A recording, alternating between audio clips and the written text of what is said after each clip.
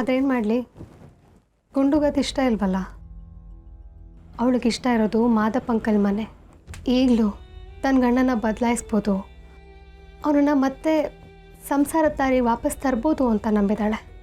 ಅಣ್ಣ ಒಬ್ಬ ಹೂ ಅಂದ್ಬಿಟ್ರೆ ಸಾಕು, ಈಗಲೇ ಗಂಡನ ಮನೆಗೆ ಓಡೋಗ್ತೀನಿ ಅಂತ ಕಾಯ್ತಾ ಕೂತ್ಕೊಂಡು ಅಳ್ತಿದ್ದಾಳೆ. ಇಂಥವ್ರಿಗೆ ನಾವೇನೇ ಮಾಡಿದ್ರು ವ್ಯರ್ಥ ಮಾವ.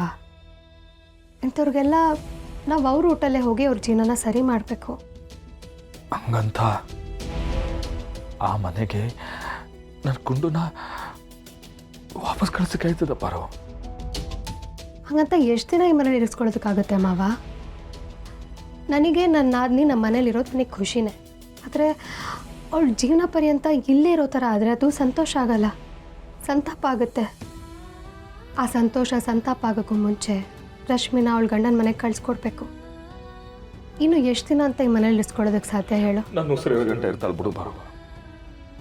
ಹಾಗಿದ್ರೆ ರಮ್ಯನ ಓದ್ ಮುಗ್ದು ಅವಳನ್ನ ಮದುವೆ ಆಗೋದಕ್ಕೆ ಗಂಡನ ಕಡೆಯವ್ರ ಮನೆಗೆ ಬಂದಾಗ ಅಕ್ಕ ಮನೇಲೇ ಇದ್ದಾಳೆ, ಗಂಡನ ಬಿಟ್ಟು ಬಂದಿದ್ದಾಳೆ ಅಂಥ ಮನೆಯಿಂದ ಹೆಣ್ಣಿನ ತರಬೇಕಾ ಅಂತ ಗಂಡನ ಕಡೆಯವ್ರು ಮಾತಾಡಲ್ಲ ಅಂತ ಅನ್ಕೊಂಡಿದ್ಯಾ? ರತ್ನನ್ ಮದುವೆ ಆಗ್ದಲೇ ರಶ್ಮಿನ್ ನೋಡೋಕೆ ಬಂದವರು ಇದೇ ಮಾತು ಕೇಳಿದ್ರು. ಮರ್ತೋಯ್ತಾ? ನಿನ್ನ ತಂಗಿ ಮೇಲೆ ನಿನಗೆ ಎಷ್ಟು ಪ್ರೀತಿ ಇದೆ ಅಂತ ನನಗೆ ಗೊತ್ತು ಮಾವ. ಅಷ್ಟೇ ಪ್ರೀತಿ ನನಗೂ ಇದೆ. ಆದರೆ ಈ ಥರ ಸಿಚುವೇಶನೆಲ್ಲ ಬರಲೇಬಾರ್ದು ಅನ್ನೋದಕ್ಕೋಸ್ಕರ ಹೇಳ್ತಿದ್ದೀನಿ. ಪ್ಲೀಸ್ ನನ್ನ ಮಾತು ಅರ್ಥ ಮಾಡ್ಕೊ. ನೋಡು, ಗುಂಡುಗೆ ಈ ಮನೇಲಿ ಇರೋಕ್ಕೆ ಇಷ್ಟನೇ ಅನ್ನೋದಾಗಿದ್ದಿದ್ರೆ ನಾನು ಏನೂ ಮಾತಾಡ್ತಿರ್ಲಿಲ್ಲ. ಆಡೋರ ಬಾಯಿ ಹೋಗಿ ನಾನು ಮುಚ್ಚಿಸ್ತಿದ್ದೆ. ಆದರೆ ಅವಳಿಗೆ ಈ ಮನೇಲಿ ಇರೋದಕ್ಕೆ ಇಷ್ಟ ಇಲ್ಲ ಮಾವ. ಅವಳಿಗೆ ಬೇಕಿರೋದು ಸೀನಾ. ಇನ್ನೂ ನಾವು ಇದ್ರ ಬಗ್ಗೆ ಚರ್ಚೆ ಮಾಡೋದಾಗಲಿ ಯೋಚನೆ ಮಾಡೋದಾಗಲಿ ಮಾಡಿದ್ರೆ ಅರ್ಥನೇ ಇಲ್ಲ ಮಾವ. ಪ್ಲೀಸ್ ರಶ್ಮಿನ ಕಳ್ಸಿಕೊಟ್ಬಿಡೋಣ ಮಾವ. ನನ್ನ ಮಾತು ಕೇಳು ಪ್ಲೀಸ್. ಸಾಧ್ಯನೇ ಇಲ್ಲ ಬಾರೋ. ಇದೊಂದು ವಿಷಯದಾಗೆ ನೀನೇನು ಹೇಳ್ಬೇಡ ಮಾವ. ನಿನಗೆ ಯಾಕೆ ಅರ್ಥ ಆಗ್ತಿಲ್ಲ? ಸರಿ ಆಯಿತು, ಮಾದಪ್ಪ ಅಂಕಲ್ ಮನೆಗೆ ರಶ್ಮಿ ಹೋಗೋದಕ್ಕೆ ನನ್ನ ಹತ್ರ ಕಾರಣ ಇದೆ. ನಮ್ಮ ಜೊತೆ ರಶ್ಮಿ ಇದ್ದಾಳಲ್ಲ, ನೀನು ಅವಳನ್ನು ತಲೆಯಲ್ಲಿ ಇಟ್ಕೊಂಡು ಯೋಚನೆ ಮಾಡು. ಅವ್ರ ಅಪ್ಪ ಅಮ್ಮಂಗೆ, ತಂಗಿರ್ಗೆ, ನನಗೆ ಎಲ್ರಿಗೂ ನೋವಿದೆ. ಅವಳು ಈ ಮನೇಲಿ ಇರ್ತಾಳೆ ಅನ್ನೋ ಕಾರಣಕ್ಕಲ್ಲ, ಸಮಾಜ ಅವಳನ್ನ ಕುಕ್ಕಿ ತಿಂದ್ಬಿಡುತ್ತೆ ಅನ್ನೋ ಭಯಕ್ಕೆ. ಜೀವನ ಪರ್ಯಂತ ಅವಳು ತವ್ರ ಮನೇಲೆ ಇರೋ ಥರ ಆಗುತ್ತಲ್ಲ ಅನ್ನೋ ಆತಂಕ. ಒಂದು ಹೆಣ್ಣಿಗೆ ಹೆಣ್ತನಕ್ಕೆ ಏನೇನೆಲ್ಲ ಆಗಬೇಕು ಅದನ್ನೆಲ್ಲ ಅನುಭವಿಸ್ತೇ ಅವಳು ಇಲ್ಲೇ ಇದ್ಬಿಡ್ತಾಳಲ್ಲ ಅನ್ನೋ ಒಂದು ನೋವು ಮಾವ. ನೀನು ನಿನ್ನ ತಂಗಿ ಕಷ್ಟಪಡಬಾರ್ದು ಅಂತ ಅವಳನ್ನ ಈ ಮನೆಗೆ ಕರ್ಕೊಂಡು ಬಂದೆ. ಆದರೆ ಗುಂಡುಗೆ ನೀನು ಅವಳನ್ನ ಇಲ್ಲಿ ಕರ್ಕೊಂಡು ಬಂದಿರುತ್ತೆ ನೋವಾಗಿದೆ.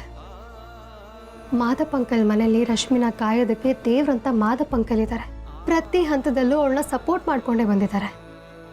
ಅವಳ ಜೀವನನ ಸರಿ ಮಾಡೋದಕ್ಕೆ ಏನೇನೆಲ್ಲ ಮಾಡಬೇಕು ಎಲ್ಲ ವ್ಯವಸ್ಥೆನೂ ಮಾದಪ್ಪ ಅಂಕಲ್ ಮಾಡ್ತಾರೆ. ಆದರೆ ಇದೆಲ್ಲದೂ ಆಗಬೇಕು ಅಂತಂದರೆ ನೀನು ಒಪ್ಕೋಬೇಕು ಮಾವ. ರಶ್ಮಿಗೆ ನಾನು ಈ ಮನೇಲಿ ಇರಲ್ಲ, ಗಂಡನ ಮನೆಗೆ ಹೋಗ್ತೀನಿ ಅಂತ ಎದ್ದು ಹೋಗೋದಕ್ಕೆ ಎಷ್ಟೊತ್ತು ಬೇಕು ಹೇಳು? ಆದರೆ ನನ್ನ ಅಣ್ಣಂಗೆ ನೋವಾಗುತ್ತೆ, ಅವ್ನ ಮಾತು ಮೀರಬಾರ್ದು ಅನ್ನೋ ಒಂದೇ ಒಂದು ಕಾರಣಕ್ಕೆ ಅವ್ನ ನೋವನ್ನೆಲ್ಲ ಮನಸ್ಸಲ್ಲಿ ಬಚ್ಚಿಟ್ಕೊಂಡು ಕಾಯ್ತಿದ್ದಾಳೆ. ಅವಳ ಅರ್ಥ ಮಾಡ್ಕೊ. ಪ್ರತಿನಿತ್ಯ ಅಕ್ಕಪಕ್ಕದವರು, ಊರು ಜನರು, ನೆಂಟರು ಎಲ್ಲ ಕುಕ್ಕಿ ತಿನ್ನೋ ಬದಲು ಅವಳಿಗೊಂದು ಅವಕಾಶ ಕೊಟ್ಟು ನೋಡು. ಅವಳ ಗಂಡನ ಮನೆಗೆ ಹೋಗಿ ಅವಳ ಹಕ್ಕನ್ನು ಅವಳು ಪಡ್ಕೋತಾಳೆ. ಅವಳಿಗೆ ಸಿಗಬೇಕಾಗಿರೋ ನ್ಯಾಯನ ಅವಳು ದಕ್ಕಿಸ್ಕೋತಾಳೆ.